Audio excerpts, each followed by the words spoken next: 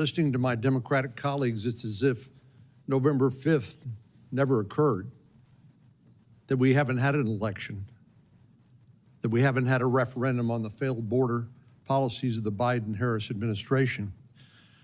Let's be clear, the crisis at the southern border is entirely a problem caused by the Biden administration's policies. It is a man-made disaster.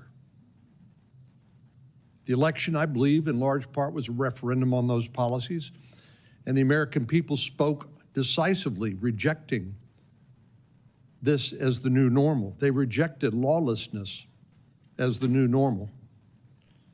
When President Biden came into office, Customs and Border Protection was apprehending about 70,000 illegal migrants a month. President Biden came in and reversed virtually all of the Trump administration policies, including canceling our agreements with Mexico and the Northern Triangle countries to limit illegal immigration. President Biden also attempted to impose a 100-day moratorium on all deportations.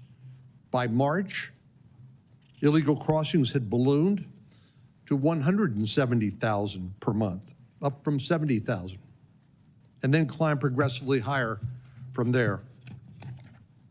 Then the president used his executive authority to implement new guidelines that made clear to illegal immigrants that DHS was extremely unlikely to take any action against them until their conduct became especially egregious. Even so, criminal aliens were able to get away with a lot before any action would be taken. Take, for example, the tragic case of Rachel Morin, a mother of 5 who was raped and murdered by an illegal migrant. Her killer crossed the border illegally in February of 2023. He was suspected of committing multiple crimes even before he took her life. This tragedy and others like it could have been prevented were it not for President Biden's willful refusal to enforce the law. The truth of the matter is, President Biden's willful neglect of border security and public safety has created immense suffering for American families. And his administration is fully responsible for the fact that we have to hold this hearing today. The American people are fed up with the lawlessness at the southern border, and in November they tasked Republicans the job of cleaning it up, and that we will do. We have a big job ahead of us, no doubt, but by one estimate, there are already 1.3 to 1.6 migrants who are under final orders of deportation who are still in the country. That strikes me as a good place to start.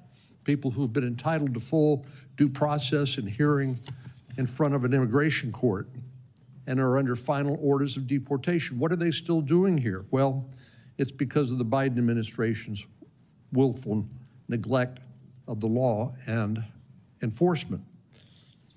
By my calculations, the Biden administration has released at least 3.6 million illegal migrants over the southern border. And during the same 4 years, Border Patrol recorded an additional 1.7 million gotaways. Those are people willfully evading law enforcement. As of 2022, more than 1 million illegal immigrants have received final orders of removal, but were still present in the United States, and that has now ballooned to about 1.3 million plus. As of July 21st, 2024, ICE, Immigration and Customs Enforcement, had more than 660,000 criminal aliens on its national docket. I look forward to doing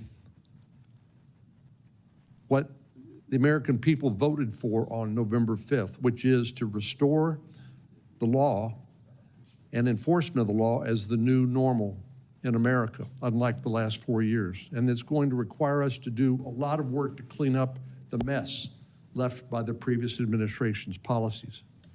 We have to make it absolutely clear to prospective illegal immigrants that we will enforce our immigration laws. We will not accept illegal border crossings as the new normal.